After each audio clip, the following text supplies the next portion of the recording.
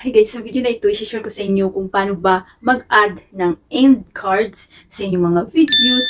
At nakakatulong ito guys na madagdagan ang inyong views at ma-promote yung inyong mga iba pang videos or playlist. So kagaya din ito guys ng end cards, isa sa mga features ni YouTube para sa ating mga content creator para makatulong na ma-promote natin sa ating mga viewers ang iba pa nating videos. Hi guys! Welcome back to my channel. Kung bago lang kayo sa channel ko, ako nga pala si Annalyn Tapa. Welcome, welcome, welcome kayong lahat. At kung hindi pa kayo nakapag-subscribe, i-click nyo lang subscribe button sa baba at pakiclick nyo na rin ang bell notification para ma-notify kayo sa lahat ng mga videos na i-upload ko.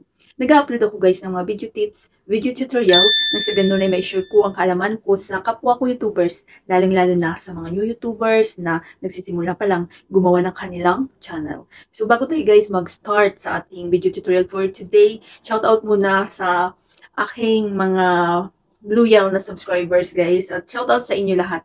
At salamat sa mga nag-iwan ng mga comment na lalong nakaka-inspire na gumawa pa ako ng mga video content. So shout out kay Kelly Kariki Vlog, Claire's Vlog, and Ilabris Mix Vlog. So shout out sa inyo lahat guys. At kung gusto niyo magpa-shout out sa next vlog ko, comment na kayo sa baba. At kung may mga request kayo, kung ano ba gusto niyo mga request guys about editing or mga tips, so comment na kayo sa baba at gagawa natin yan ng videos. Hi guys, sa video na ito, i-share ko sa inyo kung paano maglagay ng end cards sa inyong mga videos. Ang end cards guys is kagaya din na siya ng end screen. Isa sa mga features ni YouTube na pinapagamit sa ating mga content creators para matitigan yung ating mga views at makatulong na madagdagan yung ating mga watch time or yung ating requirements sa YouTube kapag hindi tayo na-monetize yung 4,000 watts hour. So, noong nakaraan guys is sinare ko na sa inyo kung paano maglagay ng end screen sa inyong mga videos. So, ngayon is kung paano maglagay ng end cards sa inyong mga videos. So, unang gagawin natin guys, punta tayo sa browser. So, ano nga bang browser? Pwede siyang Chrome, pwede siyang Opera, Internet Explorer, Firefox, at kung ano pa guys, kung ano ba yung browser na gamit nyo.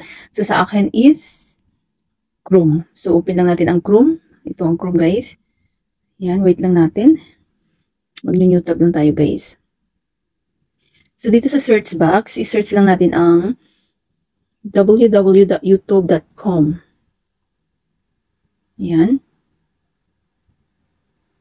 So, wait lang natin guys.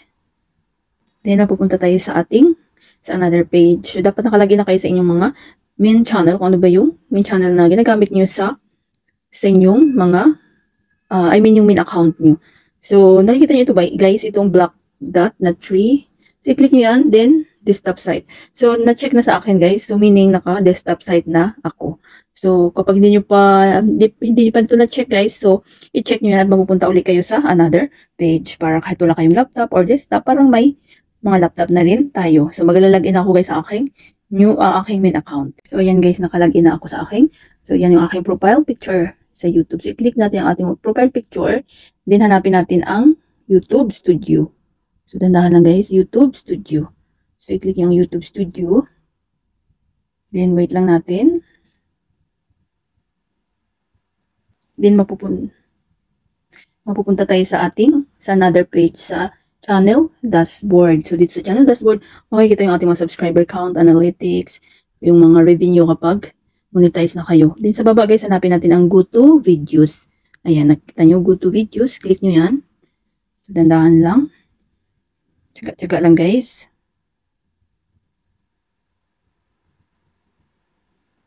Then, mapupunta ulit tayo sa ating another page, channel content. So, nakita nyo guys, channel content. So, dito nyo makikita ang inyong mga na-upload na videos.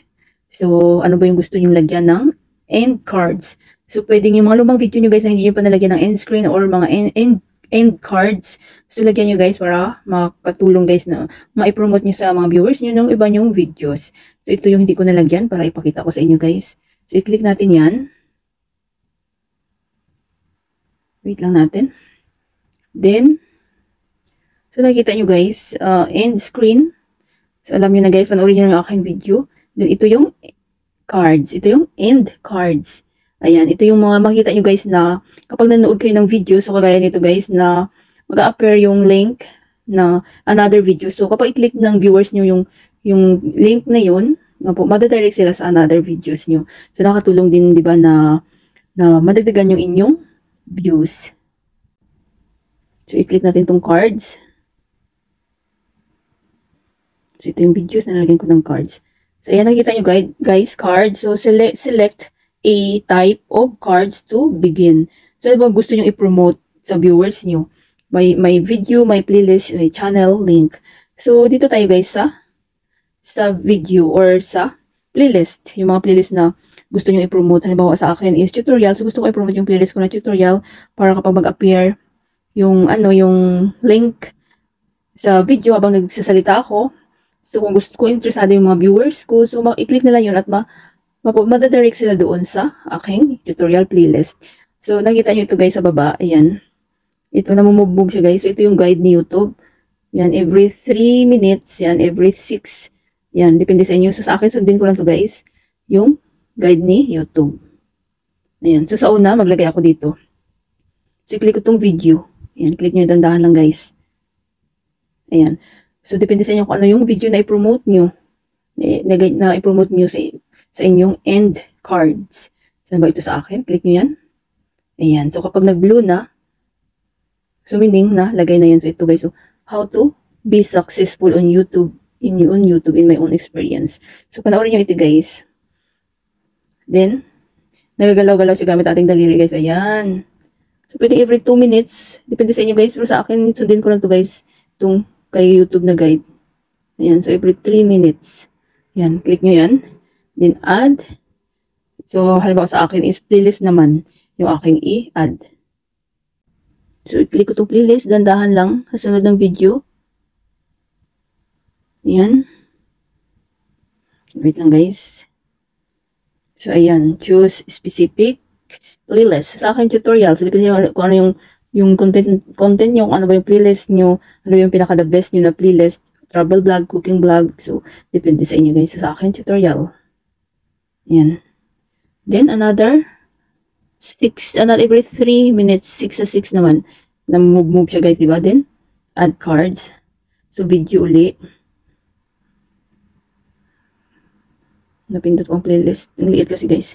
So, dapat tandahan lang. Video. Ayan. So, ano ba ito? How to grow your YouTube channel. So, panoorin nyo ito guys. May mga tips and tricks, advice para paano mag-grow yung channel. So, mayroon na. Then, last. Ayan. So, depende sa inyo guys. So, every 2 minutes, 1 minute, depende sa inyo. Then, add cards. So, video lang uli. Kasi na-promote ko naman yung aking playlist. Then, ito naman. Paano mag-edit ng video. Ayan, sa InShot. Ayan. So, nag-blue na siya, diba? So, mayroon ng mga end cards ang ating video. Then, pag okay na kayo guys, nakita nyo ito sa taas, save. Ayan. Then, automatic na yan na mas-save sa inyong mga videos. So, pag i-upload nyo yan sa inyong channel, i-publish nyo, lalabas na yung mga link na guys, na pinopromote yung iba yung video na gusto nyo i-promote. So, nakatulong siya guys na maglagay ng end screen at saka end cards. At free lang ito guys ng mga features ni YouTube na pinapagamit sa ating mga content creators. Sana guys may natutunan kayo sa video tutorial ko na ito at maraming salamat sa panonood. Kung mayroon kayong mga question, suggestion, and request, just leave a comment down below. At huwag niyong kalimutan mag-like, share, comment, at kung hindi pa kayo nakapag-subscribe, i-click niyo lang subscribe button sa baba at pakiclick niyo na rin ang bell notification para ma-notify kayo sa lahat ng mga videos na i-upload ko. Always be happy guys, be positive, avoid nega. See you next time!